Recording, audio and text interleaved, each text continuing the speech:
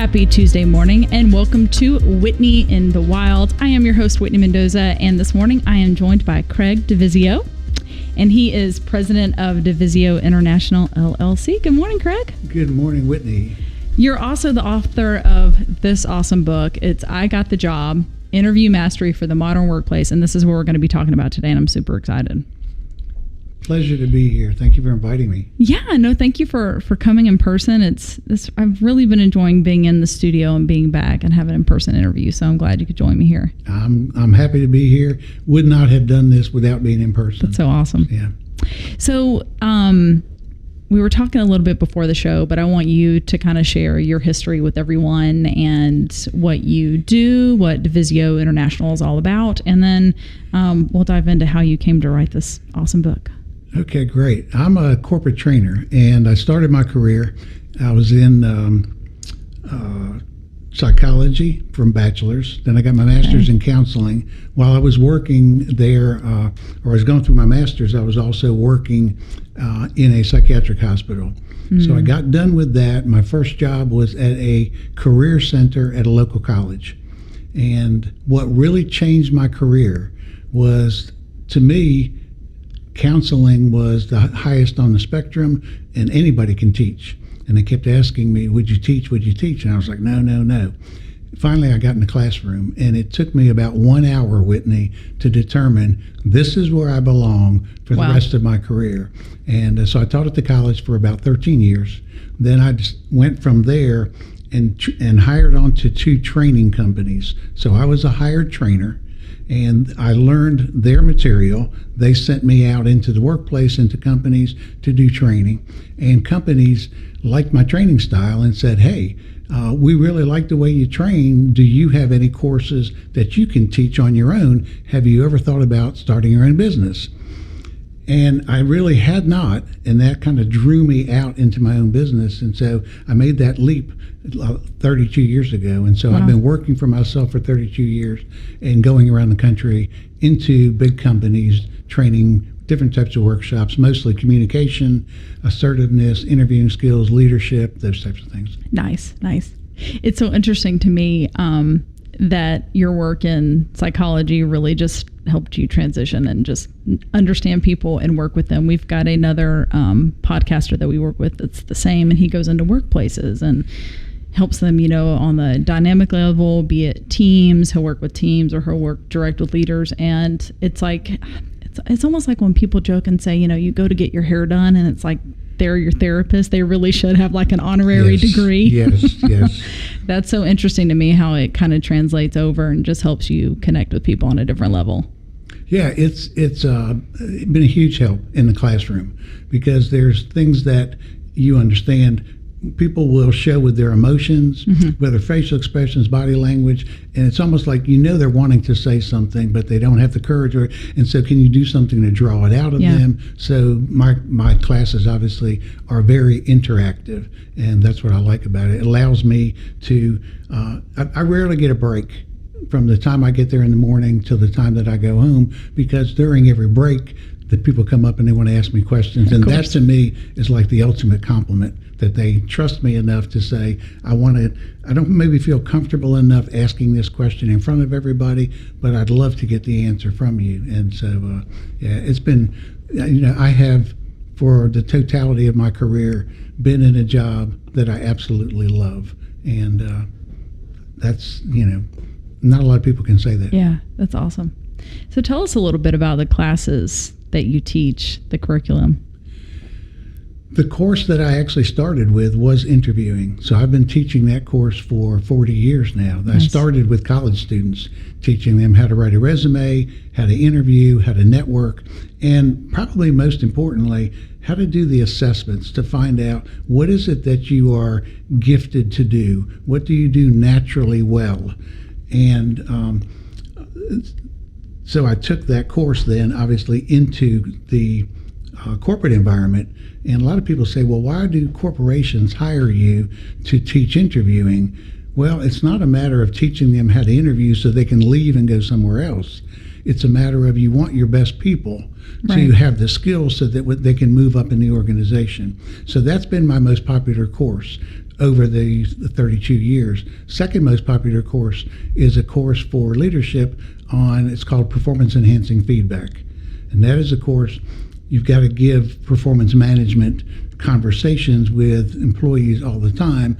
It is something that most managers absolutely detest doing. And so if you can learn how to do that, do it in a sensitive way, then it just makes your leadership so much easier. Yeah. That, in addition to assertiveness, communication, change management, 7 keys to retiring happy, entrepreneurship. I've taught about 16 different courses over that period of time. So it's that's pretty reflective of my background. Yeah. I've been in blue-collar jobs. I've worked on shop room floors, on assembly lines. I was a helicopter crew chief in the military. Oh, wow. And then I did a lot of corporate work. So and so I try to capitalize on all of that experience as I'm in the classroom, regardless of whether I'm talking to somebody who is, let's say, working for Georgia Power and he's a lineman. It's like I know what it is to walk around with a tool bag all day long. Right. And I also know, and so that really helps out a lot.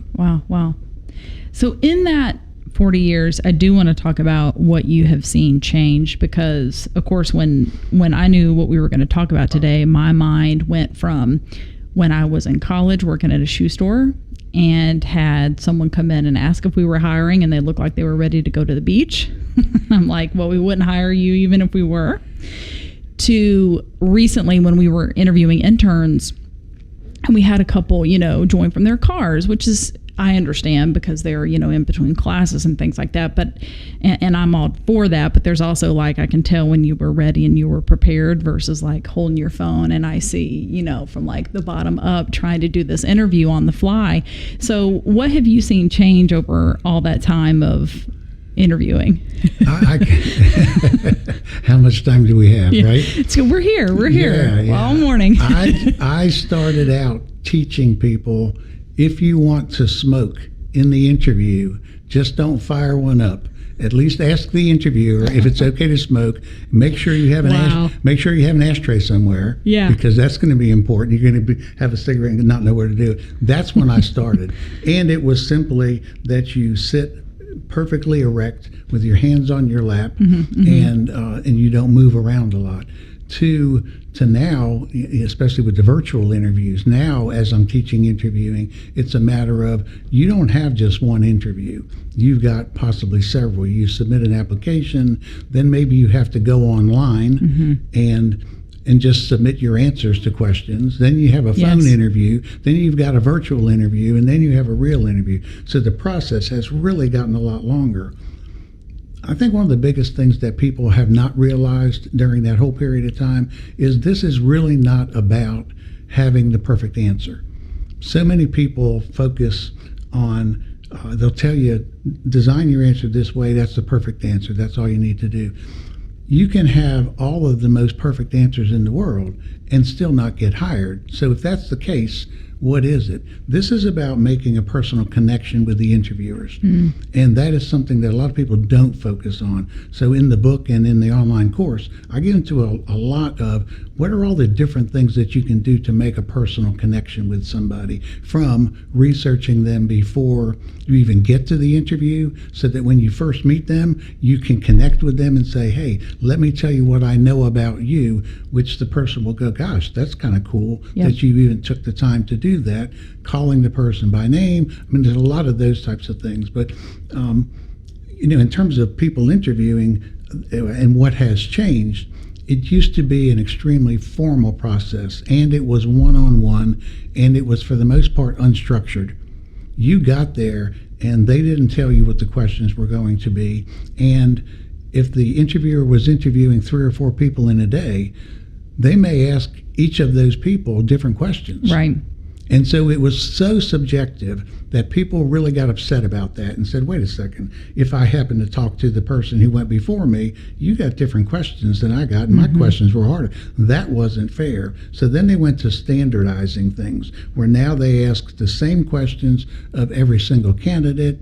Not only is it one interviewer, now you've got panels. I've seen panels up to 14 people. Wow. And so when I talk... No pressure. Can you imagine? When I talk to people about, you really got to find out what environment you're walking into before you get there. If you go in expecting one or two people and you walk into a room of 14 people, you're liable to be thrown and not ever recover before the interview is over. Right. So there's lots of those types of things that have changed. And again, the process is way more lengthy now. And I expect it to even be longer now coming out of the pandemic, because let's face it, we're in a buyer's world right now. We've got millions of people out of work, and going into an interview, doing a good job historically may have been good enough for you to get a job. Now that the competition is so great because there's so many people competing for the same jobs, I think whatever level people have been interviewing at, they've got to up that, because let's face it, where you might have had 2 or 3 different candidates to compete against that were great, now you've got 25. Right. That's so interesting you say not crafting your answer as well, because I feel like we'll say this a lot in marketing of we're just smarter consumers. I feel like we're smarter leaders. I know if I go click on a site, you're going to track me, right? I know because you have my information, you're going to follow me around. I know as a leader on the other seat of the interview table, being the interviewer, I know when you've crafted and practiced an answer. I know that is the answer that you think I want to hear. Right. And so it's a matter of I always tell people, here's your standard answer. Now, how are you going to tweak that or modify that to make it novel, to also make it part of you, so that it's not seen by the interviewer as, well, that's an answer that you could probably get online, right. In 55 different places. And so one of the things I tell people is to use questions to add commentary. So I've got my answer to your question, but before I give you the answer to your question, is there anything that I want to say to you, and use that time to set the answer up that tells you even more than you expected to hear. So there's lots of ways to do that, but unfortunately, a lot of people are locked into going online and saying, how do I answer this question? They script it, and then that's what they deliver. And they're missing the fact that the interviewer is doing what you just said. It's like, that's the same answer that 5 people gave. Right. So given that, Craig, what are some ways that we can stand out if we are looking for a job, given the fact that now we have 25 to compete with instead of 2? What are those little things that we can do to make sure that we are remembered? Because I feel like that's another thing too that leaders struggle with. And you mentioned it as, you go through the phone process and then perhaps you're on Zoom. And I feel like every day's kind of run into the next, every Zoom has run into the next. So what are some ways that we can stand out? And then, as a leader, I can jog my memory and go, he or she stood out to me because they did this. Interestingly enough, some of the very small things that people can do, most people don't do. Even thank you notes. I always tell people, and this is after, I'm going to come back to the beginning of the interview, but even after the interview, if you don't have a thank you note, a handwritten note that you can deliver in their inbox or through their mail system, or put it on their desk before you leave, you're making a mistake. Most people will shoot an email, and what I always suggest is the easier that it is for you to do, the less valued it's going to be by the person receiving it. That's good, yeah. And so on the front end, I want to find out about my interviewer or interviewers. And a lot of people will say, find out about their background. That's about all they say. I go further and say, not only do you need to find out about it, you need to convey to the interviewer that you know those things about them, and you want to look for commonalities that you have with them. Why is that the case? And this goes back to my psychology background. We tend to like people more who we have things in common with. So you're going to find in my book a lot of things that capitalize on just human nature. If you like people who you have things in common with, well, then I got to let you know, hey, we have this in common. But I can't say, hey, Whitney, what I know about you is sometimes when Isaac is in the house doing whatever, you go out on the balcony and you read, and you're going, he must have listened to my podcast. What does That's great. What does you were prepared for this interview, Craig? what does that have to do with me interviewing for this job? It's got nothing to do. So now not only do I have to, and I call those commonalities, research your interviewer, find things you have in common. Now you want to share those in the interview, but you've got to make it relevant to the job.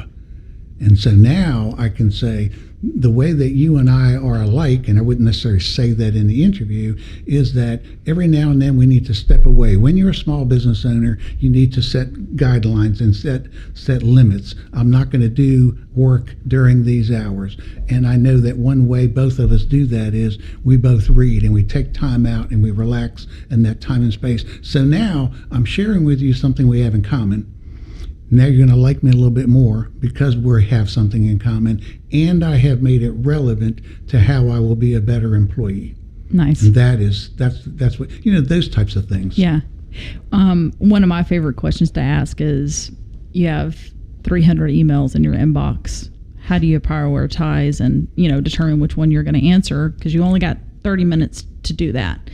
And so Jaslyn, that's new on the team that I interviewed and we just brought on, I love the way she answered this because she looked at me and she said, my inbox would never have 300 unread emails. And I was like, that's the answer I wanted, because I'm the same. I couldn't, oh man, no, already I'm getting goosebumps because I'm like, no, there's no way I would have 300 unread emails. And that her answer stuck out to me, that instead of, giving me the rundown of how she would combat that, her answer was it would never be a problem in the first place.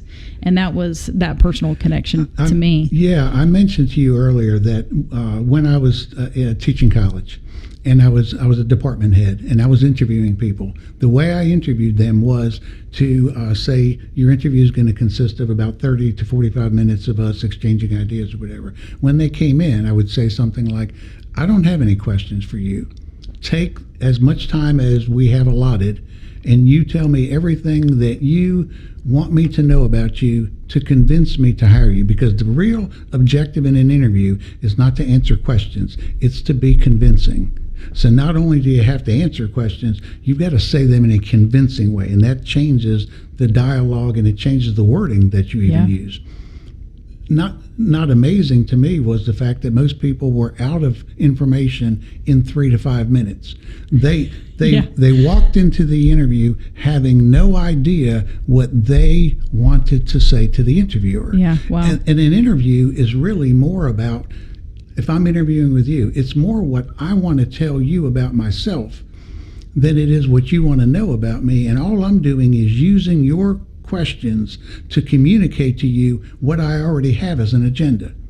And so what this lady clearly did is say, I want to communicate to you that this is how efficient I am. I would never get that. So she actually changed the question to something that worked for her that she wanted to say in the first place. And she got the job. Exactly. So it's a matter of how do I communicate that? How do I take your question? And that's where I added the commentary. I'm going to say something about myself first that is on my agenda. I have a list of what I call must-say items. I am not walking out of this interview until I have communicated these must-say items. And I just look at the questions that you have and say, is that a good opportunity for me to, before I give you an answer, add one of my must-say items and then answer your question, so that by the time I walk out the door, I don't say things to myself like, man, I wish you'd have asked me this because I had a great answer for that, or, ooh, I forgot to say that. You always get at the end of the interview, is there anything else, Whitney, that you would like to say before the interview is over? And that's when you say, yeah, I've got a couple of things I came in here wanting to say. That way you can walk away from the interview and say, Whitney, you've got my best stuff. If that's not good enough, I am completely fine with you not hiring me. But don't let me carry my best stuff out the door and then go, oh man, I really messed up a great opportunity there. Yeah. So with that, because, a lot of times as leaders we'll ask that question of, do you have any questions for me? And I love it when someone does, because that, that does communicate to me that they've thought about this beforehand. What are some great questions that the interviewee can ask before they leave the room? First off, anything that is absolutely critical for them to know that they, in terms of accepting a job or finding, or even going further in the process, that they have not been able to find in their research. So if I've got certain determinants that are going to be deal breakers for me on this job, I've got to get those answered. So that's one category. Typically beyond that, if you've gotten all those questions answered such that you know if this job were offered to you, you would accept it. Then the most accepted questions are the ones that are, if I got into this position, how do you view my first 90 days? How would, or something like, I've read the job description and my understanding is that the primary focus is this or this or this. Is that exactly accurate? Or, and you're asking this typically of the hiring manager, do you have a different view of that? Because what I've found often is that they use whatever they post is just the standard job description. Right. And the way the manager wants that job done may not be reflected in that. Yeah. So it's a matter of getting into the person's head and saying, I need to see this the way you see this to make sure it's really a good fit for me. And then on the back of that, you can say, that's exactly what I was looking for these reasons, and you've got to support it. You just can't say, oh, that's what I'm good at that, and that's what, you've got to say, let me tell you why what you just said is exactly what would fit me right now and would give me an opportunity to contribute the most to the company. And so you've got to make that connection. And that's another thing that a lot of people don't do. When they're asked the question, why do you want this job? Well, because let me tell you all the things that it satisfies in me. This is not really about you. This is an exchange. This has got to be, this is what I'm looking for. Let me tell you what you get when you get me. Let me tell you what I can do for your company. That's when an interviewer wants to hear. Solve my problems. So another question can be, I know that you have, by talking to whomever, X number of issues that have gone on in the company, how do you view those being, that type of thing. So it's a matter of going in with a plan of saying, this is perfect for me. It's the place where I believe capitalizes on my strengths, on my motivations. It's what I really want to do, where I feel I can contribute the most. What I'll be able to do for you is. And that's and a lot of people don't add that second part. So it's like, well, that's great that you get everything. What do we get? Right. As the hiring person. Yeah, that's great. Yeah. So we had a question come across online, and this is a great question because even as we start to open back up, there are still a lot of companies who, they're not going back to the office, or they realize it isn't, a necessity to have someone work in the same state and be able to come into the office. So the question is, how do you go about hiring virtually? So we're living in a world where you don't necessarily need to be in the office or the same state. I don't really see that as being much different than the way people have been hiring all along, and it's just a matter Interesting. of Okay. Yeah, I don't see it as being any different. I would structure. I think the volume of responses that you're going to get obviously may be overwhelming for you. So the first thing that I would put in place would be a tiered process where I may post questions online and then have people respond to that. And so from that, you're probably going to be able to cull out a number of people just because they're not even in touch with it. Then you may want to go to either a virtual interview or a phone interview second. Again, so you're not spending so much time through the process, whether it be 3 or 4 different steps people have to complete. Maybe it's even submitting some documentation, having them write something. I don't know what the job is that the person's talking about, such that at the end, you're really, even if you're going to hire somebody virtually over a Zoom call or something like that, they've already gone through 3 or 4 processes. And so what you're wanting is now, with this volume of people that you're going to be getting, this person has qualified themselves at several steps. And I think you're going to need that comfort level unless you're going to be able, for the last step, to bring them in face to face. Yeah. And I don't know whether that's possible, but I would, a lot of companies have done that for a period of time now. Some companies still have not.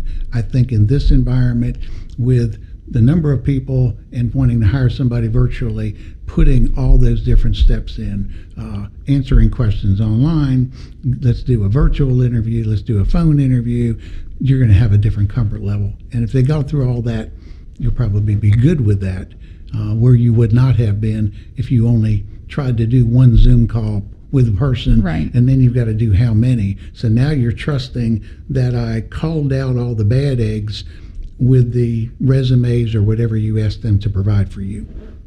It's very insightful, and I 100% agree, right? I'm thinking through being on a Zoom interview versus in person, and you would still, I mean, if you were interviewing and I came and I sat in your office, my purse is going to be in my bag, my teeth are brushed, my hair's brushed, I'm still wearing a nice button up and a sport coat or whatever. It's the same online. You need to silence your notifications, put your phone away.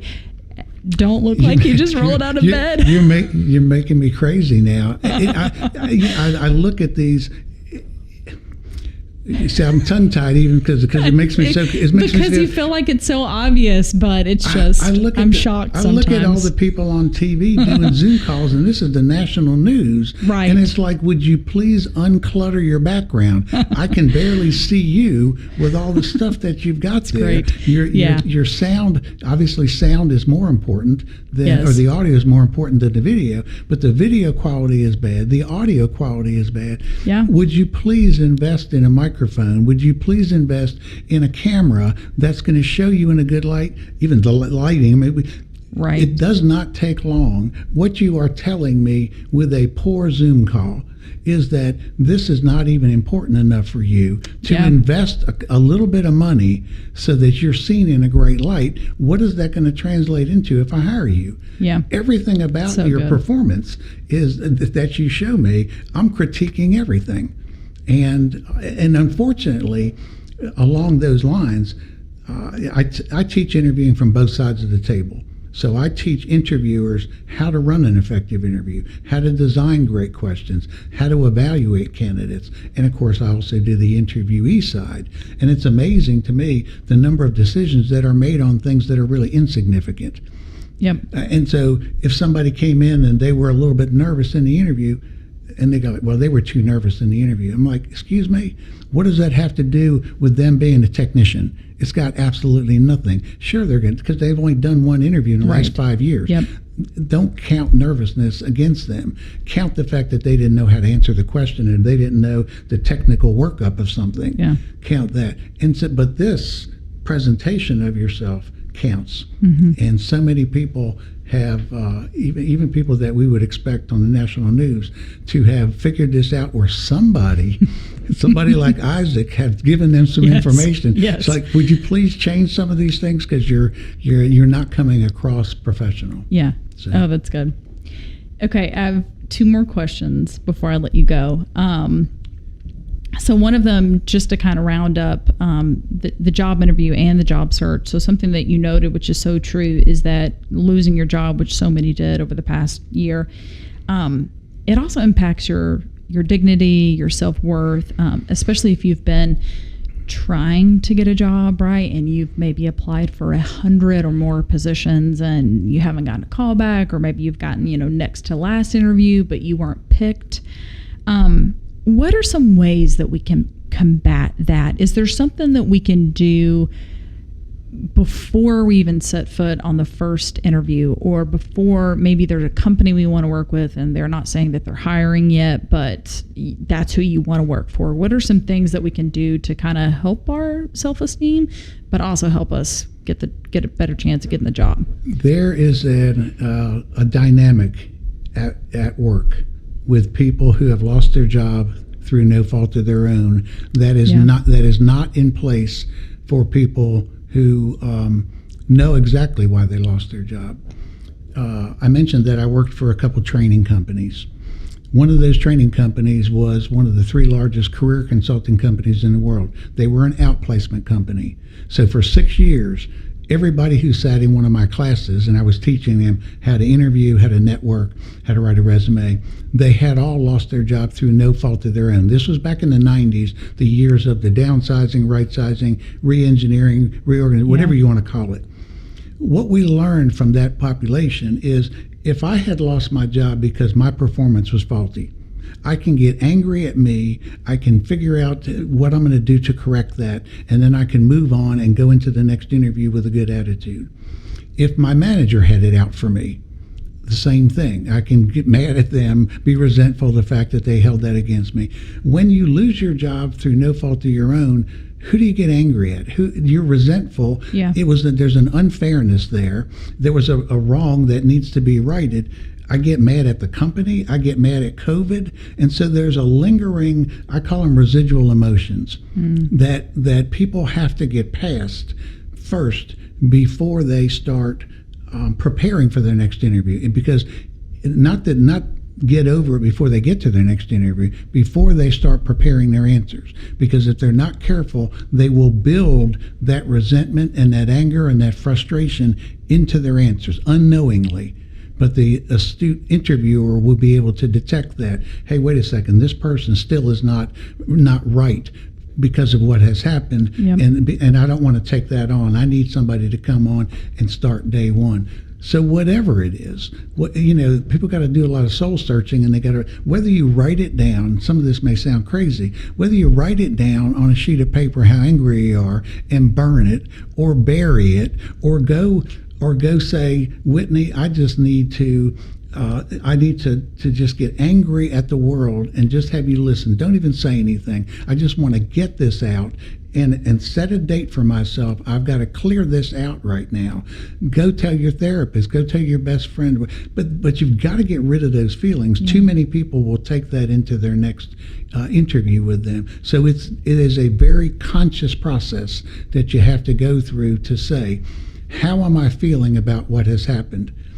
How am I going to get over that? And there's different ways. One of the ways that when business gets tough for me is I remember back to times that I went through that were difficult.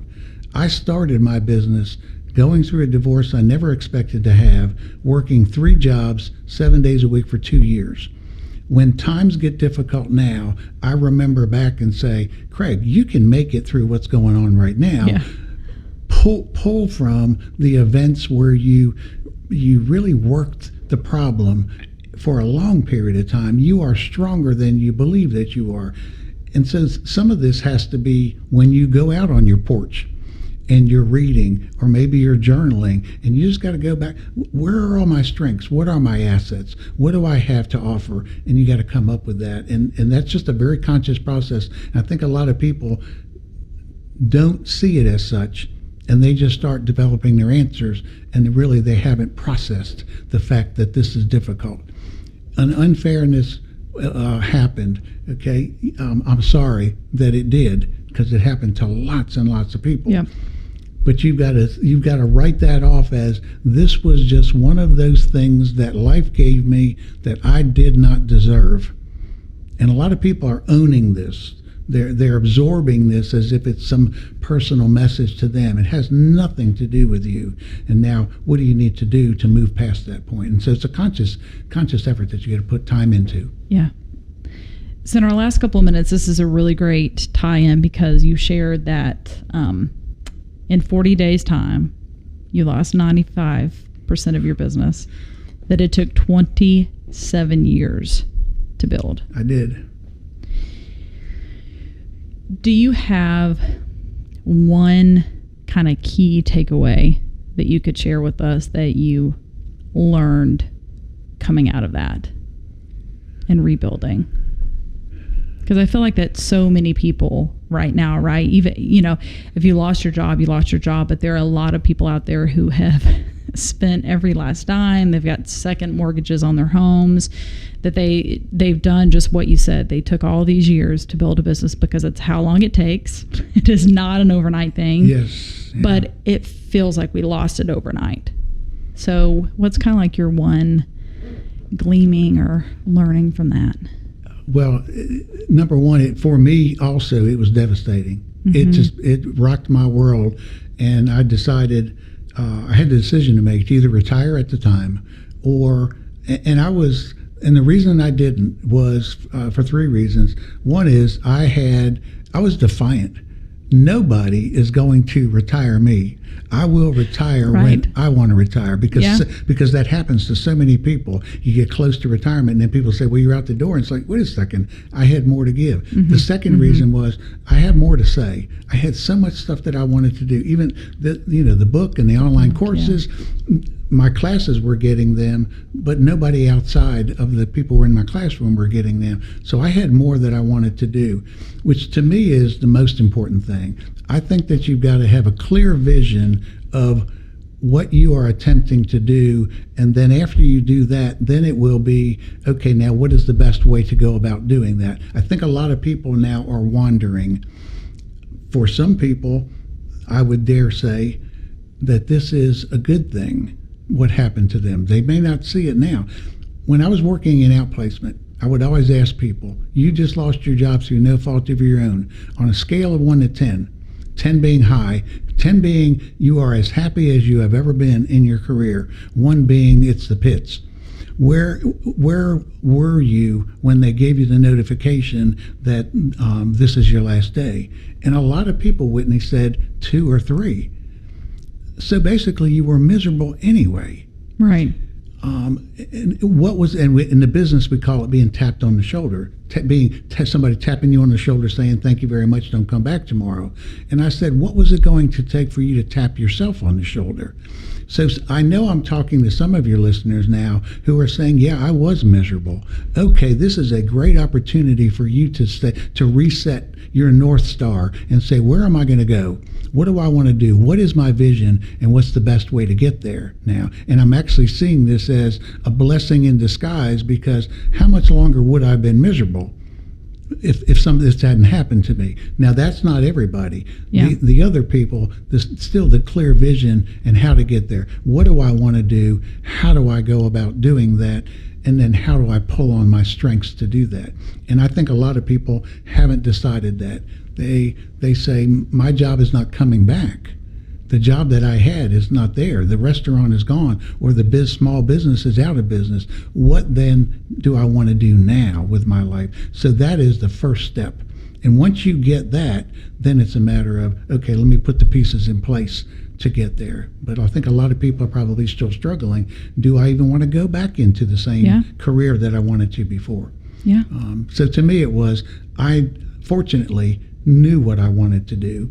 And then it was just a matter of how do I go about doing that and getting into a field that I knew absolutely nothing about. Converting my business from being in the classroom to online. I knew nothing about online. And fortunately enough, I had the time via the money that I had saved to stay in business long enough to do some of the conversion. But it's really finding out what you're passionate about. And because when you find that, you may not be able to move into a career right now with that, but you should constantly be evaluating, how do I get closer to what I am gifted to do, which I will do better than most people because it is my gift. And so I won't struggle with it. You should, in your career, you should be always searching for that. And so some people, I would say, if you start there, they're going to go, wait a second, maybe this is a good time for me to totally change my direction. I love it.